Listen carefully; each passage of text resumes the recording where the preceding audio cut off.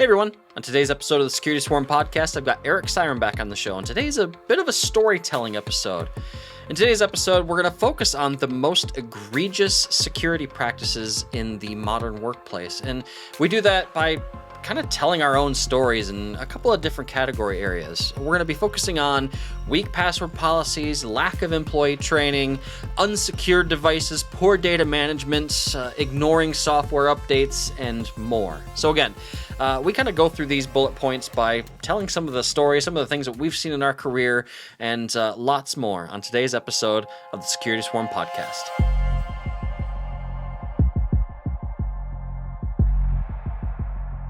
Hey everyone, welcome back for another episode of the Security Swarm podcast, the podcast that brings you the knowledge and insight straight from the security lab here at Hornet Security. As always, I'm your host, Andy Serwich, and with me I've got Eric Siren today. How's it going, Eric? Good, how you doing, Andy? Good. Hey, I've been seeing your face on the show a lot lately. It's always good having you, my friend, and you've got a very, how do I want to put it, very interesting day-to-day IT job working in the industry vertical you do. So you always have great stories. And so I was thinking last week, about a couple of episode ideas, and a headline came across my RSS feed, and it was just simply like, I forget what it was. It was like 5 or 6. It was some number. X most egregious security practices in the workplace. And I started thinking about that. I'm like, boy, I have stories. I've seen things, man. I've seen things. And so I'm like, maybe we should do an episode on like, okay, what are the most egregious security practices in the workplace? So not only like list what some of them are, but I figured this would be a good time to share some personal stories, right? Because it's always fun, kind of peeling back the pages of the, I don't know how I want to say it. Going back in time is basically what I'm saying here. Is always a fun time, right? So I imagine you have some fun stories to share about this, my friend. Several. So, well, I wanted to kind of break this episode down into a couple of different sections, and I felt like, at least in my travels, most of the egregious security issues that I've run across fall into these 5 categories. I've got weak password policies, lack of employee training, unsecured devices, poor data management, which I've got some stories there, and ignoring software updates. Seems to be at a high level, like 5 of the most common areas, right? And then you had us add a 6th to the list, which should be a fun one, and I agree with, is security by personality. So that's going to be a good one. We'll talk more about what we mean when we get to that particular point, right? But what do you think? Should we talk about weak password policies? Oh, let's have fun with that one. It is all kinds of fun, and I guess I'm going to start this one with a story myself. And I'm not calling out anybody on any of our listeners that are still doing this, but I ran into a situation where I had an acquaintance come to me, and they were complaining about having to reset their work password yet again. And I asked them, I'm like, did something happen, or is this like a regular rotational reset? What is it, right? And they're like, oh, we have to reset our passwords every 3 months, and it can't be the same as like the last 12 months. To which I'm like, and this is coming down from your IT department? And they're like, yeah, they're just the worst, right? This person I'm talking to is not an IT. And I'm thinking in the back of my head, the guidance from NIST for a while now, more than a year, has been no forced password resets unless evidence of breach. And I'll link the NIST document in the show notes for those people that want to read a little bit more into that. But the main reason is people end up doing serialized passwords, right? Now we run into, spring 2024, ! Summer 2024, ! Fall 2024, ! That type of thing, right? That's what I think of off the top of my head when I think about that. So it's still kind of surprising to me that there are some organizations out there that are still forcing regular password changes. I don't know if you have any thoughts on that, Eric. I'm going to actually do you one worse. I don't see the serializing so much as I see passwords written down on sticky notes stuck to the monitor. And you go Well, in and go, well, they rotate it so much I can't remember it. Okay. And I'm not going to say I'm not, no, the user's not in the wrong. They're absolutely in the right. but I'm I gonna. mean, is it the wrong thing to do? Absolutely. But is it the user's fault? Mm-mm. And this brings up a good point. I have seen this talked about on security podcasts quite a bit recently, is this whole writing down the password thing. And don't get me wrong, if you're in a shared workspace, you there's a lot of people around, obviously you don't want to write your password down. But I think it was Steve Gibson on the Security Now podcast I was listening to a couple weeks ago. He made a good point. He was talking about the theft of passwords digitally, right? The digital theft Mm. of passwords, and it was through the context of. I think this was through the context of the LastPass situation that went on some months ago, right? And he made the point that, and I agree with this. You kind of have to look at your threat profile, look at your risk profile when you compare, I don't know, let me think of some Harriet, that's the example name I'm going with. Harriet at home has her personal passwords written in a notebook that sits in a file cabinet in her office. Is that more secure than putting them digitally somewhere that may not be secure? Because we've seen I'm not ragging on LastPass here, right? But that's a case where there were some vaults that were stolen that had an encryption iteration count of 0, which basically, you know, attackers are gonna crack that vault pretty quickly.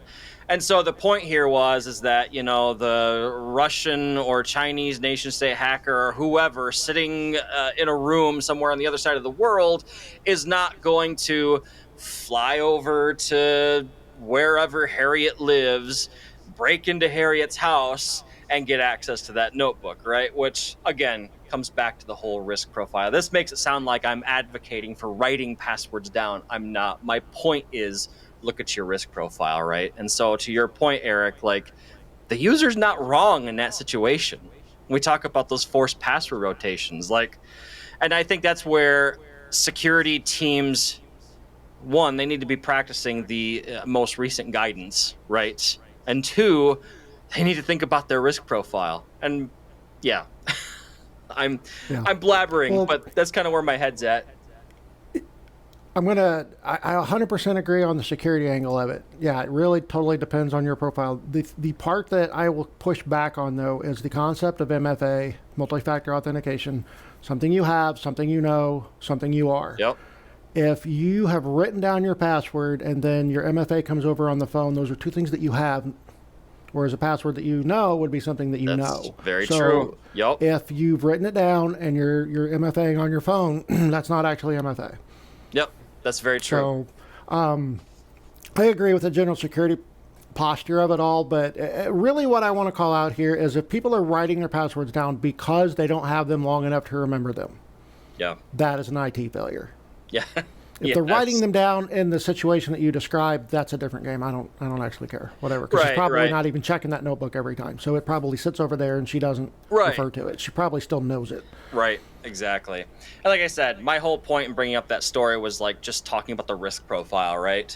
Yeah, you always need to know your risk profile. Yep. And that would be another great entry on your list here, is not understanding the risk profile and making decisions based on incorrect assumptions. That's true. That's true, because if Harriet was, I don't know, a scientist for some business in the Department of Defense supply chain, probably not a great idea to do that. But if Harriet is just logging into, I don't know, ESPN.com,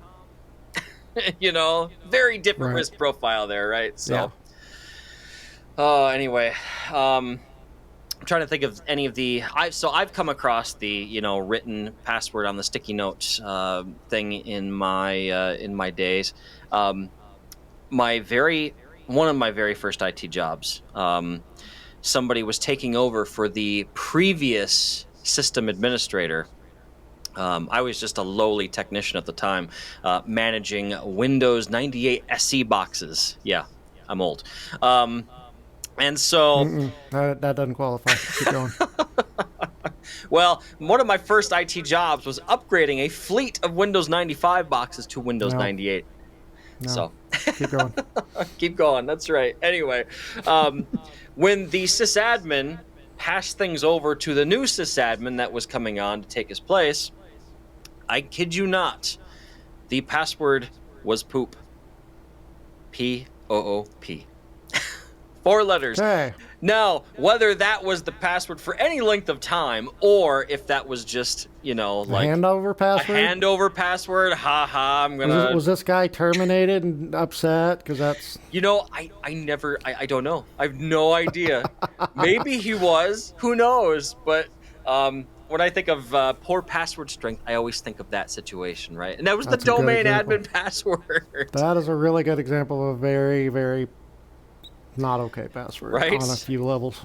Right? Very much so. So, well, the next item on my list here is lack of employee training. And I guess I would put this two ways.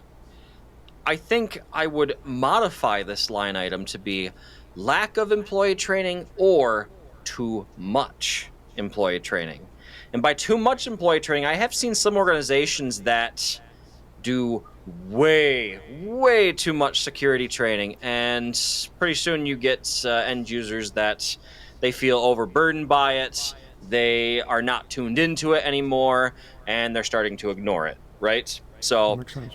it can go the other way as well too. But I Yeah. think more commonly we run into a lack of employee training, right? And I think it's more important today than it's ever been, just because of the style of attacks we see on a regular basis, right? So the one that I see coming up a lot recently, last 6 months for some reason, is there's been a lot of invoice scams lately, right? And so this is the stereotypical attack where if I'm the threat actor, and I know you, Eric, are the accounts payable person at company ABC, right?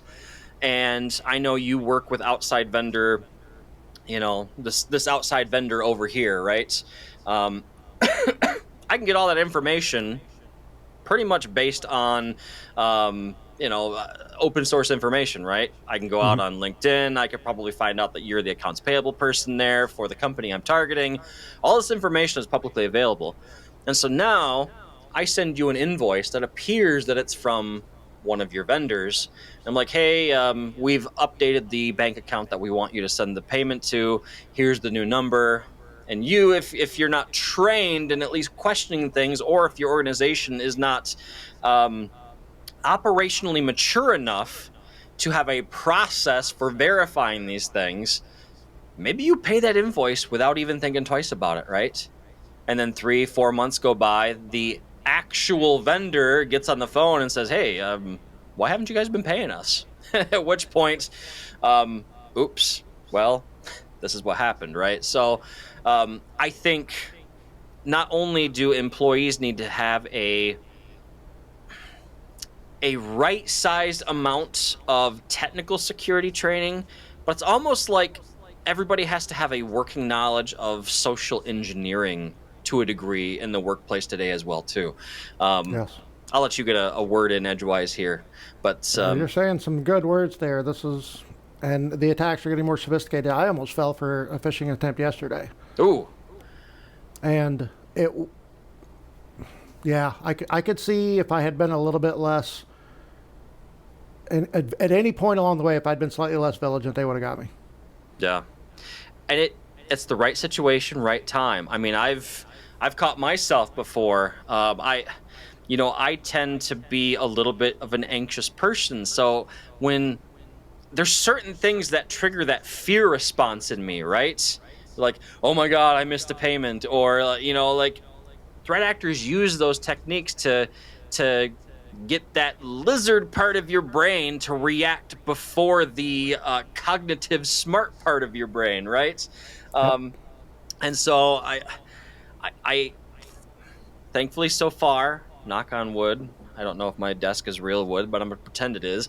Um, I haven't had any issues yet. And that said, when I see there's been legitimate emails I've gotten that to my eye look suspicious, and I double check like 4 times before I'm like, okay, yeah, I guess this looks okay. And okay, I'm still not sure about this attachment. I'm gonna open it up in a sandbox environment first and run it through Virus Total, and then maybe I'll feel okay about it. So maybe that just comes from working in the cybersecurity industry. But most people don't take it to that degree, but I have done that before. So And if it was enough to get you to think I'm going to try this in a sandbox, most people would have opened it. yes, that's You got to true. figure how far it had to get to even say I'm going to give this a chance. Yeah, that's true, and it all comes down to, like you said, right place, right time. I know that what we've seen at Hornet Security is that a lot of times it's those seemingly innocent emails that come through. So like uh, people know I don't like to do the hard product pitch on this show, but we do have a security awareness product at Hornet Security, and we found that one of the most clicked on types of phishing simulation emails is um, I think the case I'm thinking of was around Easter, and it was like a, hey, click here to sign up for the company children's Easter egg hunt or something like that, right? And I mean, that had like more than 50% click rate or something like that, you know? And so it's just that seemingly innocent stuff like that, just right place, right time. Or what we see commonly as well, not so much on the the training side, but on the actual, threat side, actual attacks we see is once you hit about November, everybody's starting to do their holiday shopping.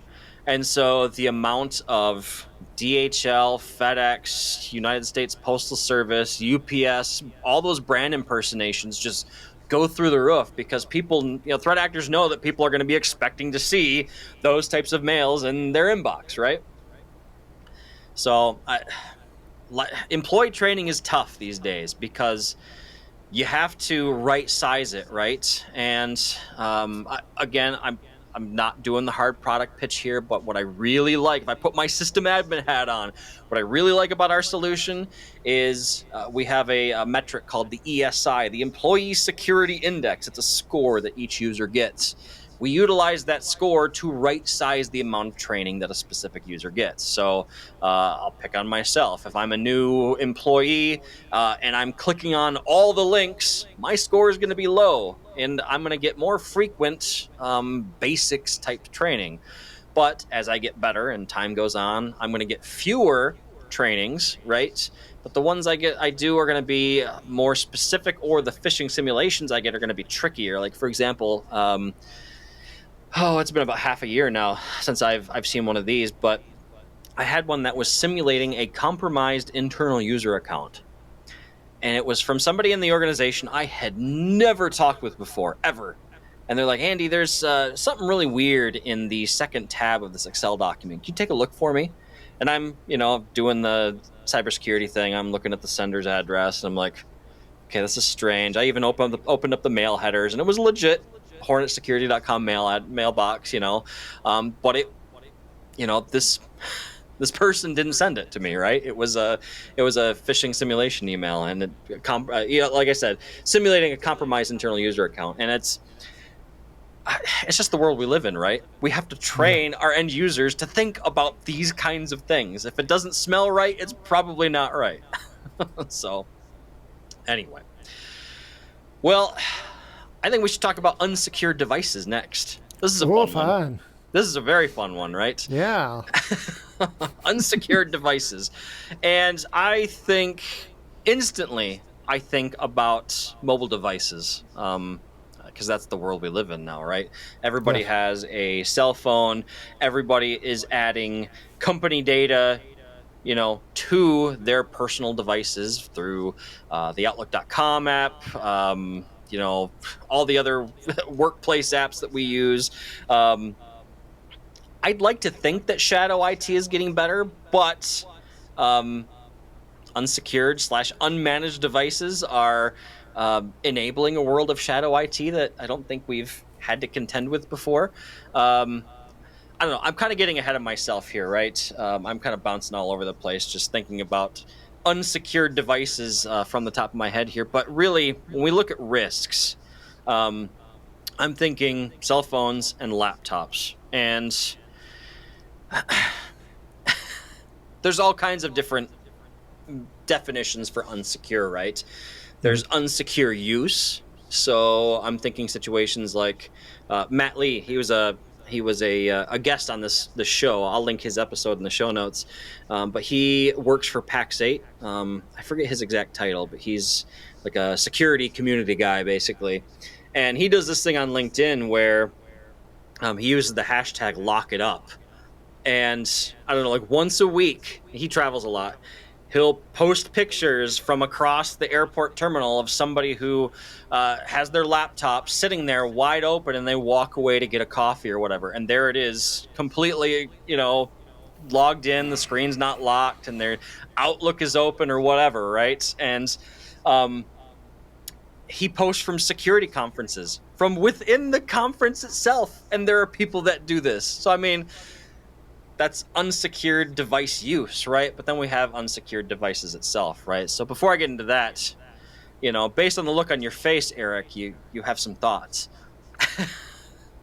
How many years has it been now? Just closing the lid of your laptop will lock it. I know, right? I know. I don't want people looking at what I'm doing. I'm one of those people, I have nothing to hide, but it doesn't mean I want you in my business. Right? Closing that lid. Yep. Or, I mean, like, Command Control Q on my Mac, it's like 3 buttons. Just, what is it these days on Windows? It's Windows L. Yeah. So it's still the same as it always has been. Do I use that all the time or not? How can you tell? Yeah.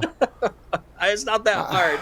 It comes well, back. And I've worked in several places where if you walk away from your computer and it's unlocked, somebody's going to mess with it. Oh, for sure. 100% you're going to come back and something's not going to be right. And the trick is, are they going to make it really embarrassing? Are they going to make it really nefarious? Oh, is it going to be, they're going to put a digital whoopee cushion on there every time you push a key? What are they going to do? You just, don't. Mm-mm. That reminds me of my MSP days. So we would, they love to do the whole, okay, so let me back up here. I worked in a room with, 15 different, IT folks in it, right? And if one of us did this, typically what would happen is a screenshot would be made of your desktop. You would hide the start menu and hide the desktop icons, and then set the wallpaper to the screenshot of your desktop. Yes. And so the person is sitting there smashing on the start menu clicking and like, oh, my machine's locked up. So now they're hard booting their machine, and laughter and chaos ensues, right? Or the other thing I've seen is if somebody's email is left open and unsecured, somebody will send an email to company all, hey everyone, I'm bringing in donuts tomorrow, so be sure not to eat breakfast, and that type of thing. So now you're on the hook to bring in donuts for the company, right? So again, those are 2 more playful examples, but there are certainly those nefarious examples as well too, right? So which brings me to my next point about unsecured devices. I'm thinking about like kiosk type devices, and I have a number of individuals I know that work in public service locations, right? And I am shocked at the number of them that don't have the machines in basically what I would call like a kiosk mode, where it like the image is reset every reboot. And more egregiously, because again we're talking about egregious security practices, the USB ports are all good to go unused. Really? Yeah, so it's like, okay, I'm just going to bring in my USB key with God knows what on it and plug it in. And they auto log on as domain admin because, why not? I hope not. I really hope not. I haven't seen it. I'm just, at some point, what difference does it make? You're just dangling the keys to the kingdom out there anyway. See, people laugh when they hear stuff like that, default login with the domain admin password, but that stuff happens.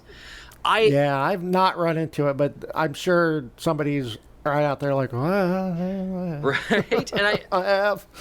and I had these words said to me one time. I kid you not. These words were actually came out of somebody's mouth towards me one time. They said, "I don't need a firewall because I have a domain controller." Okay. And so you can imagine my response, when I have to pick my jaw up off of the floor, and how do you I don't even know how to explain that to. I don't either. And it's like, do you want to be educated, or you've just made your decision and we should all go home now? I'm not even sure where do I begin. This is I mean, that's like saying I don't need a seatbelt because I don't know, I have a back seat. That's not even yeah. close. I'm not even sure where to. Yeah, there's just no good analogy for that. Like this is. No, I got it. I don't need a seatbelt because I have a lounge chair at home. Two completely different things. I guess I don't know. Not to mention mobile devices. I've mentioned that a couple of times, right? And so I'm trying to pull us back to our main point here, because again, we could go on with stories all day long, I'm sure. Oh, absolutely, But absolutely. the one point I wanted to make about unsecured devices before we moved on to poor data management, um, is this fact that we are seeing an uptick, and we've talked about this on the show before, an uptick in QR code phishing, right? Or quishing, as it were called. And basically, you see an increase in this because the threat actors can kind of choose their battleground this way, right? So when a user scans a malicious QR code in an email, the threat actor has now effectively moved the attack from the enterprise endpoint that has, XDR and, application whitelisting and all the security software on it, to a probably personal device that has some corporate information on it, right? And so now they've kind of chosen their battleground, right? So I think about that a lot too when I think of unsecured devices. Anyway, let's move on to poor data management, Eric. And I've got some doozies on this one. Don't we all now? I mean, the news is full of them. So, I mean, this really comes down to the risks associated with data leaking, or I think what's current in the news this week, and I forget the name of the organization, but I've seen the headlines. One of the big data brokers in the US basically just leaked everybody's personal information. Yeah. Yay, fun times. Yeah. So we talk The about only good news with that coming down to, maybe this is a topic for a different article, is the value of personal information has basically plummeted now. Yeah. So, yeah. How valuable is it when everybody's personal details have been leaked, right? yeah, and I know there's actually been some arguments that maybe we should just do that. If everybody's social security number is public, what are you going to do? Interesting. It's just your name is public, so why not that too? And the more things you make public, the less value it has. I'm not going to dive into that. Honestly, I would need a whole lot more time to philosophize on that than I have right now. But for sure. At this moment, I can tell you that my numbers being out there, that means I'm going to get stolen. And yeah, so now you got it. Yeah, anyway. Yeah, good times. So I'm thinking a couple of examples that I've come across of poor data management in my travels. I think the most egregious, because again, I'm going to use that word again. I was doing support for a medical office. I don't know, probably 80, 90 people. And I'm doing some work on a doctor's machine. And this is the doctor's office that they use to look at patient information in between talking to patients, right? And so I'm doing work on this machine, and they're like, "Hey, I'm having some issue with my emails and my calendars. Can you take a look?" And I'm like, "Okay, well, what do you use for email?" And I use Yahoo. Okay, a little strange, but okay. And so the doctor logs me into their Yahoo account, and in their Yahoo calendar, patient information. I'm seeing patient X at this time, patient Y at this time, patient Z at this time. Now, I think this was before HIPAA was a huge thing. This was years and years ago. But Okay. still, I still think about that instance and I'm like, and this, mind you, this is before MFA was a big thing as well. And I still think about that on occasion. So, I mean, and it wasn't just this patient at this time. It was like this patient at this time for this thing, you know? So, an egregious misuse of data there, right? Very poor data management. I'm sure you have stories, Eric. I don't know if you've got any you want to share off the top of your head. I almost want to give that guy a little bit of a pass because he's using a calendar app for what you use a calendar app for. In his mind, Right? probably never Yep. seemed inappropriate. And it was a different time. Like I said, it was 10, Yeah. 15 years ago. I'm not excusing it, right? But Yeah, to your but I point, can also this see how he person got was there. yeah, this person is an expert in whatever it was they are. I don't want to say what they were because I don't want to narrow down the field of possible organizations, right? But uh, they're an expert at what they did in treating patients for their specialty. They're Yes. not necessarily a cybersecurity expert and think about the risk profile of using this particular Yes. app with this particular information. And at a certain point in the past, your medical records were not as valuable to other people as they are today Right. either. So, yeah, I feel you, but also I think I'm gonna. If he's still doing it, then we have a problem. If he learned, That's true. That's very true. Very true. Yeah, I think really because I want to hit on the things that are really relevant to everybody. I think right now the biggest problem I see with data management comes from, I don't know, can we call it a digital supply chain when you're putting your information with one provider who puts it with another, who puts it with another, who puts it with Oh, another, for and then you sure. find out that, oh, well, we keep that on this Azure SQL instance that has no password and is just Oh. open to the universe. Or the So, Amazon cloud storage, same thing with yeah. wide open, right? Yeah, and it's not, I mean, it's not on the cloud provider. Probably shouldn't have named names. It's on some vendor out there who's for all you know, 6 levels deep, and they're just not doing what they're supposed to do with the Yeah. tool. I mean, it's not like either Amazon or Microsoft are just like, oh yeah, totally, you should run your database instances unprotected. They're not doing that. They put flags and warnings Right, like, don't for do sure. that. Make sure. I mean, if you do this, you know what's going to happen, right? And so it's on somebody back there somewhere who messed up, Yep. and part of it is it's difficult to hold accountability because, again, you're holding it with your provider who was contracted with somebody who's contract with somebody, and after a while you get lost in the, you know, Right. like this gigantic thing. Like, how did they get my information in the first place? I don't know that I'd ever be able to figure that out. I don't think most people would. You're talking about the data broker breach, right? Yes. Yeah. So How did they get that? I don't know. It could have been through anywhere, of a dozen places. somewhere along the line, we signed, like some sort of agreement that says we're allowed to share your information with Yep. third-party sources. And it could be for we need to check your credit. We need to do this. Some of it could be for actual valid business reasons. Oh, for sure. High probability that first tier between you and whatever provider, you trusted them, and that's why you gave it to them, and then they trusted somebody else, and then Yep. you get down to now you're down here and like this is so yeah. I don't know if the digital supply chain is the correct terminology, but that's I think if you it understand works. what I mean. The case I'm thinking of is I'll have to dig up the article again and put it in the show notes. There was a guy whose car insurance just randomly went up one day, and not by a little bit, by like 30-40% increase month to month premium cost. So he called the insurance company and was like, what's going on? Well, based on the information we've received, we found that you're basically a little bit of a riskier driver. Well, wait, what information? Well, sir, we received this information from, I think it was LexisNexis. I forget what type of car he was driving. Again, I have to go look at the article. But it was one of those smart cars that was basically able to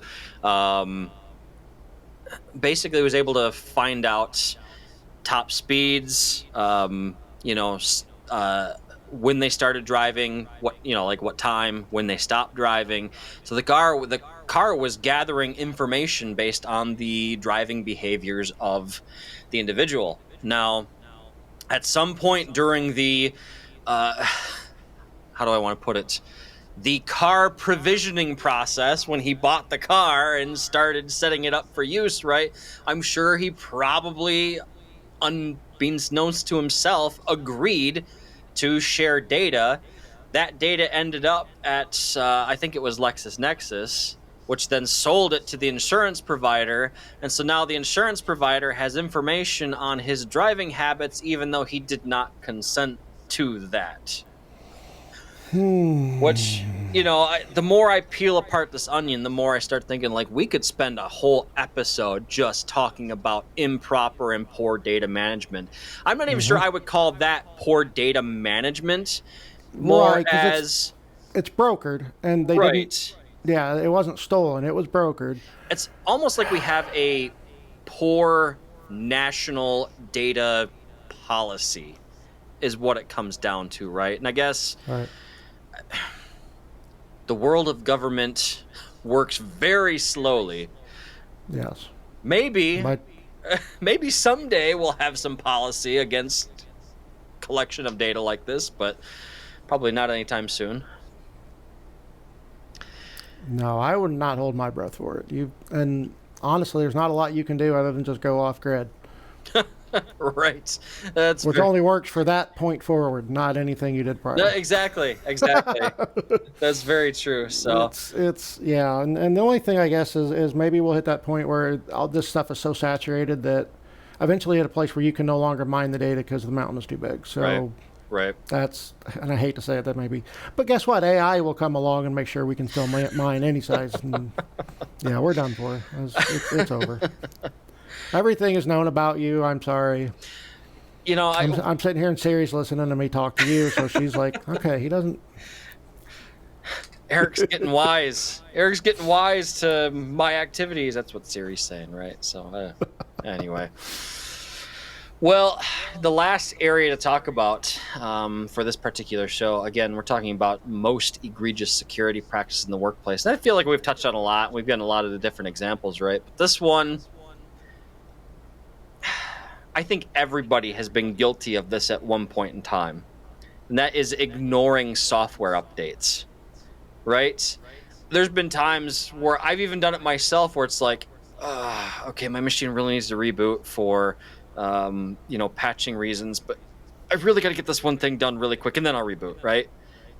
And then it's like a day later, and you're like, crap, I forgot to reboot, but I got to do this one really quick thing really quick, and so I'm usually much better about it than that, mind you. But that's my point. I think everybody's probably done that at some case, but then you have the people that do it habitually, right? Yeah.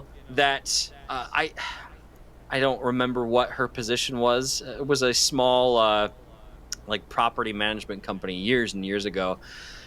Like, I remember, I doubt she even read the message. And I watched her do this multiple times throughout like a 2 or 3 hour period where I was working on an adjoining workstation, where you remember the old Windows XP little pop up in the bottom right corner where it'd be like, oh, updates are available. Click here to reboot.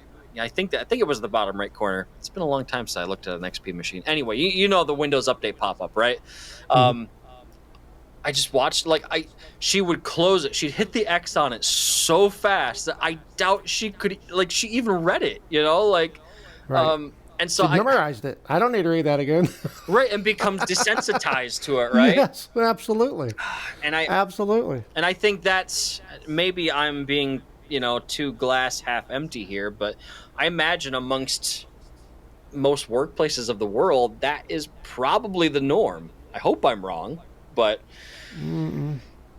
I hope I'm wrong. I'm pretty guilty of it on my desktop. I'm pretty guilty of that too. Of like, and of course, any professional machine I have is usually under a policy that says you Right. can do that for a fixed amount of time and you're done. Yeah.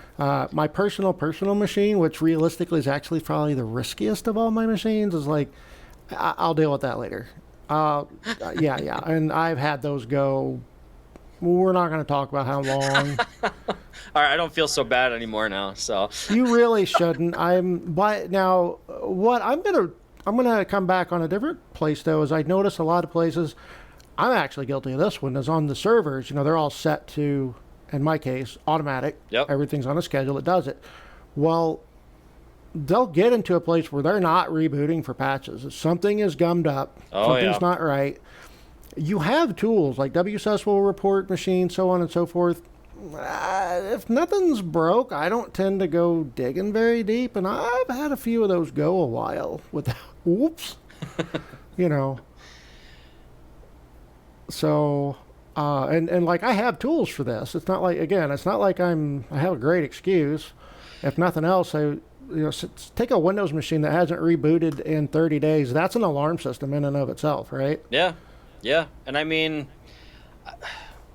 you mentioned that normally they'll reboot on a schedule, right? But you said like something gets gummed up. Sometimes the notification mechanism gets gummed up as well, right? The whole thing. Mm-hmm. And so I mean, I understand why it's difficult. I mean, I go back to my time. There was a point in my career where I was responsible for, I want to say, 22 different managed service provider customers, where I was in charge of that entire fleet of servers and workstations, the whole patching ecosystem, right? So I leveraged, we had an RMM tool in-house that would do probably 90% of the heavy lifting. But yeah, there were a number of machines that were very,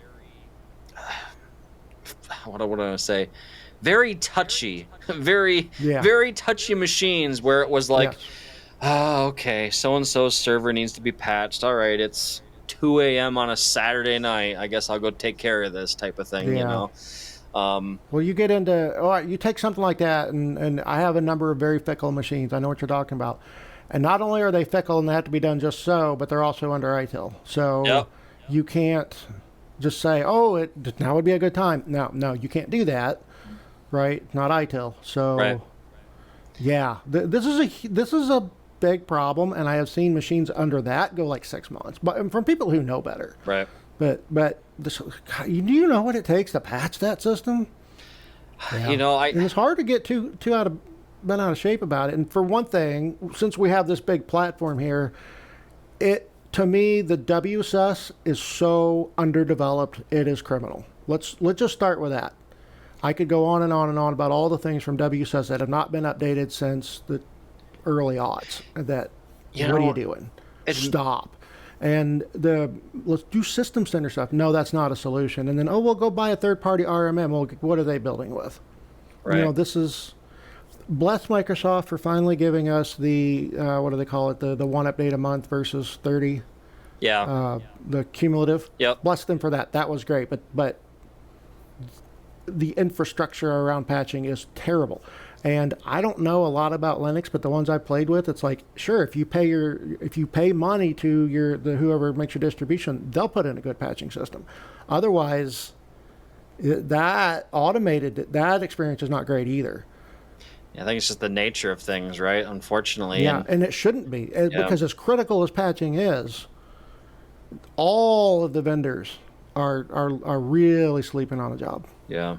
And we should call them out and go, you know what? Yeah, I have a lot of trouble with fickle machines, but it doesn't help that, like, I've got one machine that runs the WSUS service. That one will not self-patch. It will not do it. It absolutely refuses. I have to remember to do that one manually. Right. Why? What's going on here? And then, and I actually rebuilt it, replaced it 100% with another one. I didn't migrate. I tore the whole thing down, started over from scratch. Second one does the same thing. Right. So these things they're not okay, and so we should use our platform to kick back and go, no, everybody needs to go back to the drawing board and make this right. Patching needs to not be hands-on, right? If you want people to do it, right? Definitely. And I think back to my own use of WSUS. Granted, I don't think I've used it since like the 2008 R2 days, but I don't think it's really gotten many updates since then, right? It is not. That's It is unfortunate. not. They put a PowerShell module in front of it, which is one of the poorer PowerShell Mm-hmm. modules I've ever used. It's not well thought out and not doesn't really do what you want it to do. And yeah, then they changed a couple of the exes so they behave a little bit differently. But now overall, it's still very fickle, Mm. very brittle, just not very thorough. And you have yeah. It's anyway. We could spend a while that yeah. We're not going to do that. Yeah, yeah, definitely. So, well, last item on our list, Eric, for the couple minutes we have left here, security by personality. And I'll let you explain this one, as this was your very good admission to the outline today. Well, I run into this one all the time, and what you'll have is somebody sitting out there who's like, I'm smart, I'm intelligent, let me sit down and think this through. Okay, I've come to this conclusion that must be true, and that's how I'm going to do things. And also, I'm going to go out and talk to other people about it and say, oh, this is this greatest thing. And then for whatever reason, those people want me to like them, so they're just going to agree. And now we're all doing this terrible thing and calling it a best practice. And I have made a lot of enemies in my career because I'm like, okay, this has a smell to it, so I want the data. Explain the data to me. How do you numerically justify what you're doing based on evidence that's available? And the first thing they do is get mad. The second thing they do is run out to Google and look up all the times that I was right. Checkbox, only show me the things that fit my preconceived notions.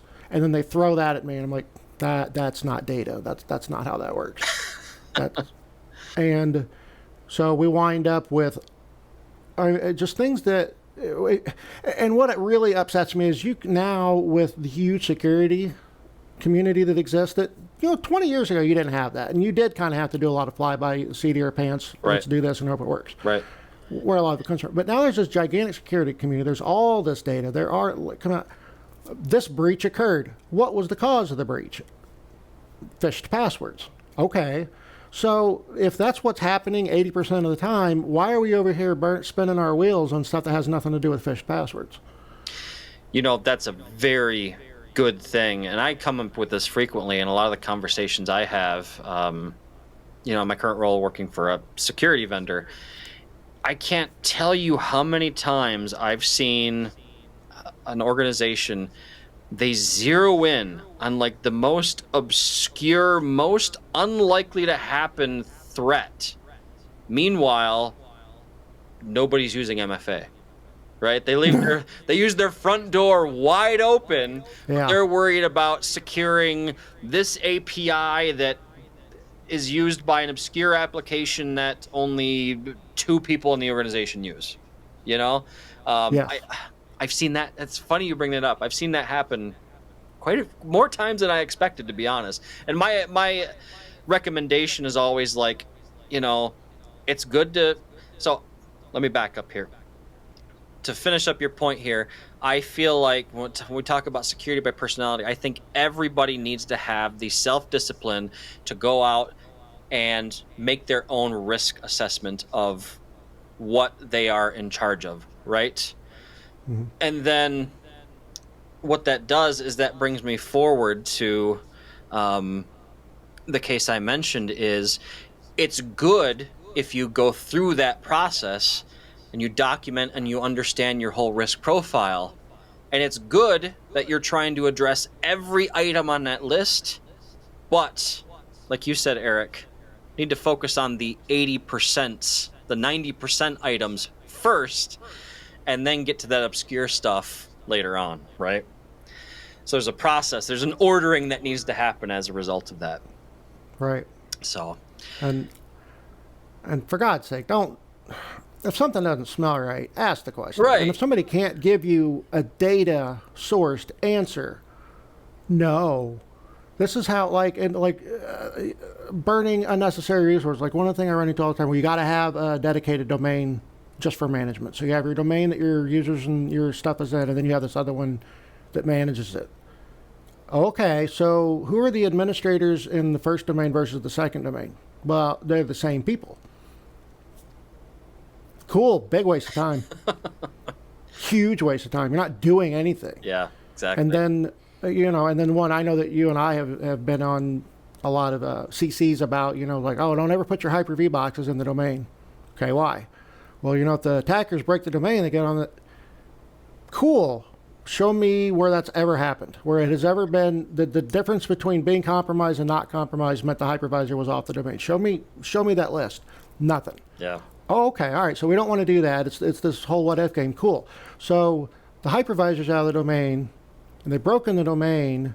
What do they not have access to that having access to the hypervisor would make a hell of a worth of difference? Yep. So you've basically put yourself in a place where you have to do all this extra management work. And what did you get out of it again? And again, this is where the CC stopped. Nobody wants to talk to me anymore. Like, just prove it to me. If I'm wrong, I can eat that. I'll eat that. But I need to see the data that says I'm wrong. I don't want to just hear these thought experiments. Again, that's the personality part of it. So I have this abrasive, brash personality, and I'm going to make fun of you for not doing things the way that I do. Like, I don't do things the way other people do because they can't prove, they can't show me the data. Right. And I will take that. I'm always going to have things to learn about security. I'm not an expert, but I need to see the data. And I think people out there in my position who are not security experts need to set that same bar for themselves. Yeah. I need the data. I need to understand beyond you trying to make me feel guilty for not doing something. I need you to explain it to me. And what may seem intuitive to one guy is not intuitive to the next. Right. So just show me the data, because that fixes it. Doesn't need to be intuition. If you're like, oh no, look at this, man, I've got all these things, and we traced the attack pattern, and this is what caused it. Like, oh, okay, well, that's data. And that makes sense. That's important. I need to know that. For sure, definitely. I think you and I are gonna have to do another episode along this line at some point. I wish we had more time for it today, but I think there's a further discussion to be had here. So we'll definitely have to have you back on the show, my friend. So. With that, I think we're about out of time. Looking, where's my clock here? Yeah. So we're at 51 minutes, so we got one of our longer episodes here. But Eric, I want to thank you for coming on the show to share some of your knowledge and insights and stories with us. It's been a good discussion today, so thanks for being here. Well, thank you for having me. Definitely. And those of you watching, thanks for spending some time with us. Hope you enjoyed today's episode.